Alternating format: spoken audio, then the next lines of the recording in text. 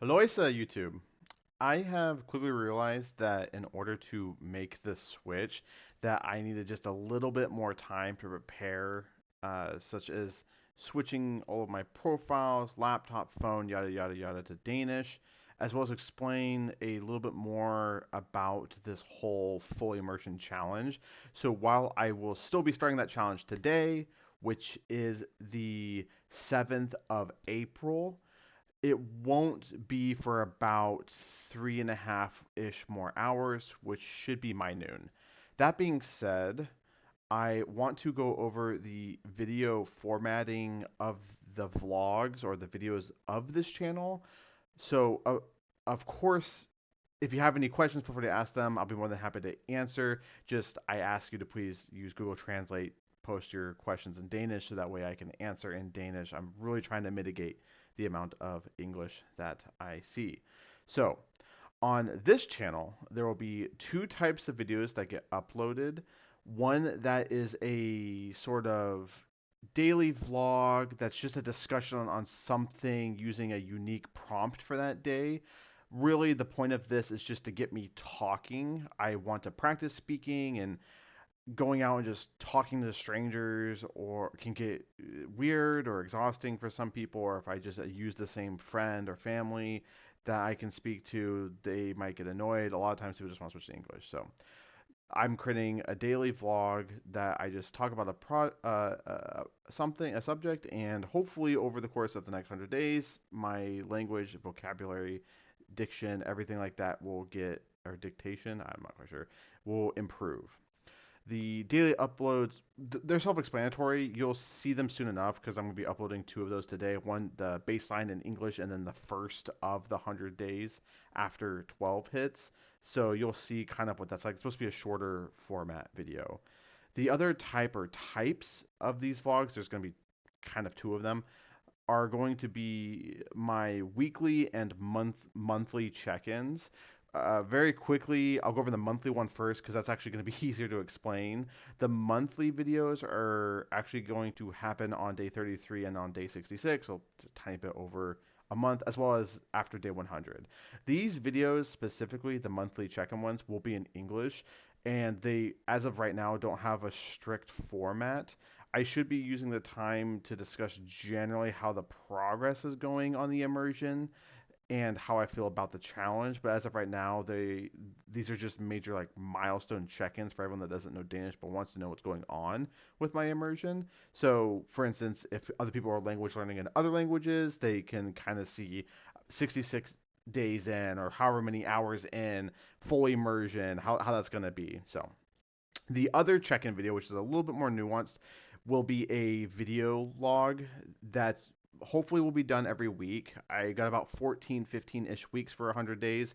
So that's going to be every week. I go through the same 10 prompts, which I'll explain in English shortly what those 10 prompts are, as well as I will be releasing a control video that's in English, a video 0, which is me going through the questions in English. That's going to be on this channel as well.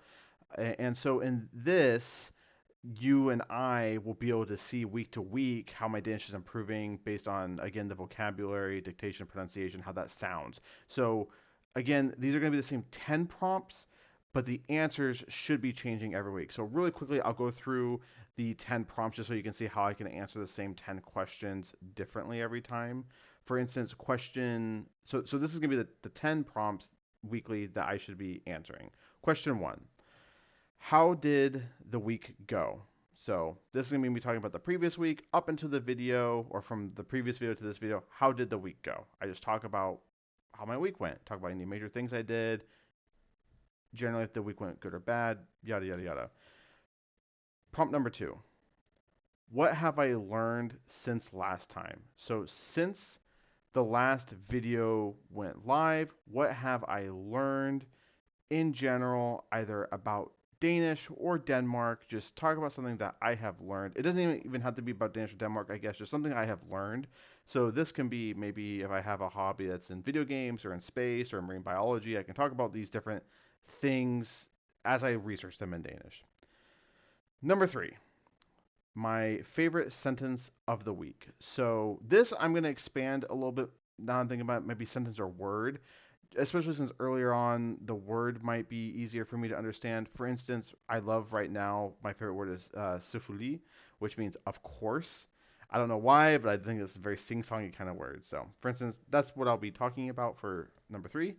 Moving on, the fourth prompt, number four, what has been easy and what has been hard. So here I'm going to try and find something that was relatively easy to do or learn. Maybe it's understanding something, and then maybe something else that's a hard concept. For those who don't know, in English and in other languages, there are words that express concepts that don't exist in the other languages. For instance, English speakers will be probably amazed to know that when we are talking about something that is fantastic or amazing or wonderful, we have a lot of words to describe that. In Danish, there's really only fantastisk, which is fantastic, which usually means awesome. It's a little bit of a weird translation. So, in order to express how fantastic something is, they use quantifiers to the fantastic. Like it's very fantastic. It's incredibly fantastic. Like, but they just have that word fantastic. Same thing exists the other way around. For instance, in Danish, there is a word that means hygge, which doesn't have a direct translation to English, but generally it means kind of like a soft and cozy environment, like emotionally it can be created through lots of things. But if you think about after you've opened up your Christmas presents as a child and your family's just sitting around drinking like hot chocolate and coffee and the kids are playing with their gifts and everything's quiet in the world, that's kind of like a very hygge kind of feeling. And so there's not like a like we would say a cozy environment or an emotionally cozy thing is how we would translate it, but there's no one-to-one word that is hygge. So being able to explain the difference, like understanding those, if it's a difficult concept to understand, that's what I'm going to be talking about number four. Number five is a new experience or experiences that I have been introduced to either in Denmark or with the Danish language. I think I'm going to try and speak to just unique experiences that I've had in Denmark. It can be anything. It could be since the last week. It can be now that I think about it, just a new experience, something different. So, moving on to number six. How do I feel? This is going to be both emotionally, physically, spiritually, just how do I feel, anything I feel like talking about. It's supposed to be kind of vague. I'm losing weight right now. I've lost almost 10 kilos so far, or close to maybe I've lost 20 pounds now since moving here. So maybe I talk about physically, about going to the gym, or maybe I talk about mentally if I feel drained, learning languages, or spiritually while away from my residency. Six is just generally how do I feel. Seven is a word or expression that I love or hate. So similar to favorite sentence of the week, this one will encompass. This will also encompass things that I don't like. So one of them's a favorite, and then another one's just gonna be something that I love or hate. So there is a little bit of a nuanced difference between those two, and maybe I'll change that one later. But as of right now, that's just what I came up with. So moving on to number eight, something that I might have said wrong, or what the right thing should have been. So, for instance, when I learning how to speak Danish, oftentimes I'm going to be making mistakes, and I would like to say, okay, I have been saying this wrong, or I said this wrong last week. The correct thing should be this. Maybe explain why. But number eight is, or not number eight, sorry. Uh, yeah, number eight is just something that I said wrong and what the right thing could have been. So, moving on. Number nine, my goal for the coming week. So whatever the next week is, like would I like to be able to pronounce something better or speak faster or understand Danish without subtitles on TV? Yeah, just what's a goal? Maybe it's a weight goal. Maybe it's not even Danish related. Maybe it's just a general goal for the next week. And then number 10, something that I would have liked to have said to myself in week one. So what would I like to say to myself in the first week? That's pretty self-explanatory. Maybe I learned things that would have been maybe after week 9, 10, 11. I learned something that's like, oh, I wish I knew this from the beginning. I'll just say what that was. So very quickly, and I'll include in the description of this video what the 10 prompts are when I upload it. But just really quickly, one, how did the week go? Two, what have I learned since last time? Three, what my favorite sentence of the week is. 4, what has been easy and what has been hard. 5, a new experience or experiences that I have experienced in Denmark or with Danish. 6, how do I feel? 7, a word or expression that I love and or hate. 8, something I might have said wrong and what the right thing should have been. 9, my goal for the coming week. And 10, what I would like to have said to myself for week 1.